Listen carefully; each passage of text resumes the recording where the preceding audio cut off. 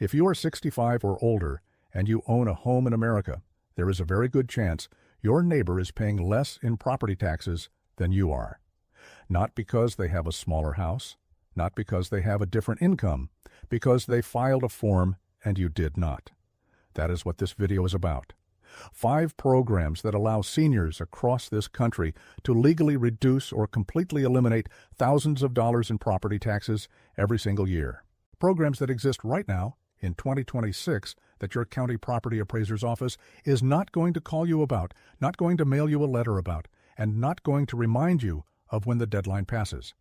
By the end of this video, you are going to know exactly which programs to look for, what the income limits typically are, what forms to ask about, and what deadlines you cannot afford to miss. Stay until the end. The 5th item is the one almost nobody acts on, and it is the one that saves the most money over time. Before we go any further, hit that subscribe button. Property tax exemption rules change every year. Income thresholds adjust. Deadlines shift. New programs get adopted at the county level with no announcement. If you are not subscribed, you will miss those updates, and you will keep overpaying. This channel covers exactly this kind of information every week, and it is always free. Now let me tell you about Harold. Harold is 68 years old. He lives in Sarasota, Florida. He retired after a long career as a mechanic and has lived in the same house for 22 years. Harold is not wealthy. He brings in about $2,100 a month between Social Security and a small pension. He thought he was doing everything right.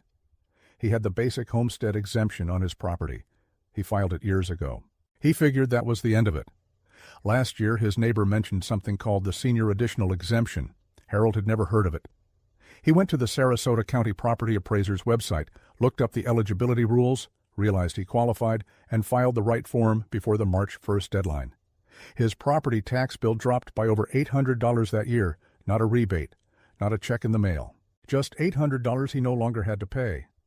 Harold later found out he had been eligible for that exemption for 3 years before he discovered it. That is more than $2,400 he paid that he did not legally owe. And the county never said a word. This is not a Florida story. This is an American story. It happens in Texas and Ohio and Arizona and North Carolina and every other state in this country. Seniors who qualify for programs they have never heard of, paying taxes they do not legally owe, because the system does not volunteer the information. The system waits for you to ask. This video is going to tell you exactly what to ask. Before we get into the 5 items, let me answer the 2 things I already know some of you are thinking. The first one is, I am not low income, so this probably does not apply to me. That is wrong. Several of these programs have income limits that are higher than most people expect, and some of them have no income limit at all. This is not just for low-income retirees. This is for anyone who owns a home and is 65 or older. The second one is, my house is not worth that much, so maybe this is not worth my time. Also wrong. These exemptions apply to modest homes, paid-off homes, homes in every county and every state. This is not just for people with big estates. The homeowner with a house valued at $160,000 in a mid-sized county benefits just as much as someone in a high-value market. This is for everyone. Now let's get into it. The first program is the Senior Homestead Exemption, and it exists in some form in almost every state in the country. The name changes depending on where you live. Some states call it the Homestead Exemption. Some call it the Senior Citizen Exemption. Some call it the Elderly Exemption or the Owner-Occupied Exemption. But the concept is the same everywhere. If you are above a certain age and you live in your home as your primary residence, the government reduces the assessed value of your property before applying the tax rate. That means you pay taxes on a smaller number and your bill goes down. In Florida, the standard homestead exemption is $50,000 off your assessed value. In Illinois, the Senior Citizen Homestead Exemption reduces your assessed value by $8,000. In Texas, homeowners 65 and older get an additional $10,000 exemption on top of the standard one. In Arizona, there is a Senior Property Valuation Protection Program that freezes your assessed value entirely once you qualify. Every state does this differently. Every county sometimes adds another layer on top of the state rules. Here is the problem. Most people who filed this exemption did it once, years ago, and have not checked on it since. If nothing has changed, that may be fine. But if you moved, if you purchased a different home, if your exemption ever lapsed for any reason, you may not have it anymore, and nobody is going to tell you. Here is what you do. Search online for your county name followed by the words property appraiser or tax assessor. Look up your property record. If your senior exemption is applied, it will show on the record. If it is not there, call the office directly and ask what exemptions are available to you at your age and what forms you need to file. Ask specifically about senior exemptions. Ask about the deadline. In most states, the deadline falls between January and March. Do not assume anything. Look it up this week. The second program is the Senior Freeze Exemption, and this one is separate from the standard homestead exemption. It goes by different names in different states. Illinois calls it the Senior Citizens Assessment Freeze. Other states call it a valuation freeze or an assessment cap. But in all cases, the goal is the same. Once you qualify, the assessed value of your home is locked in place. It does not go up. Even if the real estate market goes up 15% next year, your taxable assessed value stays exactly where it is. This matters enormously right now because home values across the country have risen sharply over the past several years. If your home's market value has gone up but your assessed value is not frozen, your tax bill has gone up with it. The freeze stops that from happening.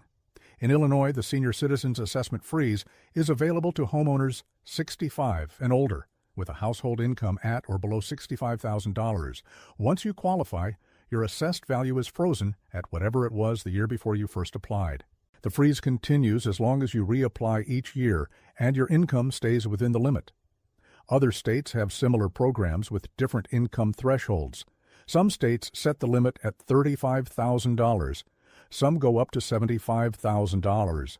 The income limit in your state is the number you need to find out. Here is what you do. Call your county tax assessor's office and ask specifically whether your state offers a senior assessment freeze or a senior valuation cap. Ask what the income limit is. Ask what documentation you need to apply. In most cases, they will ask for proof of age, proof of primary residency, and your most recent tax return or income statement. Get the form, check the deadline, and file it. If your home's assessed value has been rising, this program is the one that stops it. The third program is the long-term resident senior exemption, and this is the one that surprises people the most because the savings are the largest. Several states and many counties offer an additional exemption, specifically for seniors who have lived in the same home for a long period of time. The logic behind it is straightforward. Someone who has been a taxpayer in the same property for 20 or 25 years has contributed to that community for decades. Many local governments have decided that person deserves additional relief. In Florida, for example, if you are 65 or older, have lived in the same home for 25 or more years, and your county has adopted the program, you qualify for a total exemption from county and city property taxes, not a reduction. A complete elimination of the county and city portion of your bill. School district taxes still apply, but everything else goes to zero. Other states have versions of this. Some counties in New York offer enhanced exemptions based on length of residency. Some Texas counties adopt additional local option exemptions for long-term homeowners. The rules vary, but the category of benefit exists in more places than most people realize. Here is what you do. Call your county tax assessor or property appraiser and ask this specific question. Does your county offer any additional exemption for seniors who have owned and lived in the same home for 20 or more years? If the answer is yes, ask what the residency requirement is, what the income or property value limit is, and how to apply. If the answer is no, ask whether any state-level program exists that addresses long-term residency. Ask the question directly. The worst they can say is no. The fourth program is tax portability, and this one is critical for anyone who is considering moving to a new home. Here is the situation. You have lived in your current home for many years. Your assessed value is well below your market value because of the assessment cap or freeze your state provides. That gap between market value and assessed value represents years of accumulated protection, and it translates directly into lower taxes. When you sell that home and buy a new one, in many states that protection disappears. Your new home gets assessed at full current market value. Your taxes jump. And unless you know to ask about portability, you will never know that protection was transferable. Florida has the clearest portability program in the country. It is called the Save Our Homes Portability Benefit, and it allows you to transfer your accumulated assessment reduction from your old home to your new home, as long as you are buying within the state. The form is DR 501T, and it must be filed at the same time you file your new homestead exemption application. Miss that window, and the benefit is gone. Other states have portability provisions or tax-based transfer programs, particularly for seniors.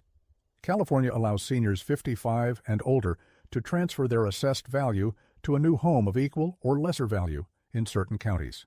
Some states are expanding these programs. Some counties have local versions. Here is what you do.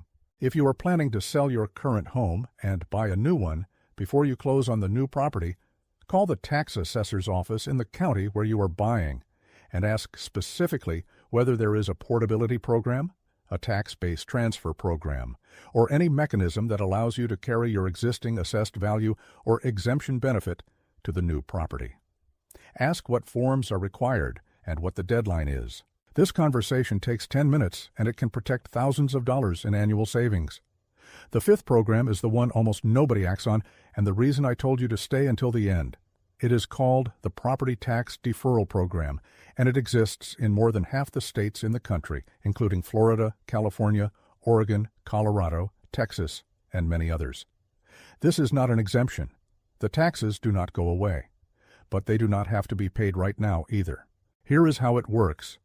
If you are 65 or older, if you meet a certain income threshold, and if you have equity in your home, you are allowed to defer your property tax payment year after year until you sell the home or transfer ownership. The deferred taxes accumulate as a low-interest lien against the property. When the home is eventually sold, the total amount owed is paid out of the proceeds. The interest rates on these deferrals are low. In Florida, the rate is between 2 and 7% simple interest. In Oregon, the rate is 6%. These are not penalty rates. They are designed to make the deferral affordable over time. Think about what this means for a senior living on Social Security alone. If your property tax bill is $3,500 a year and you are struggling to cover it from a fixed monthly income, the deferral program allows you to stop making that payment entirely. The money stays in the home as equity. It is paid back when the home sells. But it does not come out of your monthly income while you are living there. This program exists specifically because legislators recognized that seniors were being pushed out of homes they fully owned because they could not afford the annual tax bill. The deferral was designed to solve that problem. And because it does not benefit local governments to promote it, they do not. So most seniors who need it the most never find out about it. Here is what you do. Search online for your state name, followed by the words Senior Property Tax Deferral. If your state has the program, the official state revenue or tax website will have information on it. You are looking for the income limit, the equity requirement, and the application deadline. Then call your county tax collector's office and ask specifically about the deferral program by name. Ask whether you qualify and how to apply. In most states, the application deadline aligns with your annual tax payment deadline, which in many places falls in late March or early April. Now let's bring this together. 5 programs, 5 actions. The Senior Homestead Exemption. Look up your property record this week and confirm your exemption is applied. If it is not, call your county tax assessor and ask what forms to file and by what deadline. The Senior Assessment Freeze. Call your county and ask whether your state offers a senior freeze or valuation cap, what the income limit is, and how to apply before the deadline. The Long-Term Resident Senior Exemption. If you have been in the same home for 20 or more years, call your county and ask directly whether any additional exemption exists for long-term senior homeowners. The Portability or Tax-Based Transfer Program. If you are planning to move, call the tax assessor in your destination county before you close and ask whether your existing exemption benefit is transferable and what form you need to file. The Property Tax Deferral. If you are on a fixed income and your annual tax bill is a hardship, search your state's revenue website for the Senior Deferral Program and call your county tax collector to find out whether you qualify. This is not legal advice, and it is not financial advice. Property tax rules vary by state, by county, and by individual situation. Always verify the details directly with your local tax assessor or property appraiser. Before you go, share this video with one person you love who is over 65 and owns a home. Just one person. If they are missing even one of these programs, they are overpaying by hundreds or thousands of dollars every year. That money belongs to them. This channel exists to make sure they know how to keep it.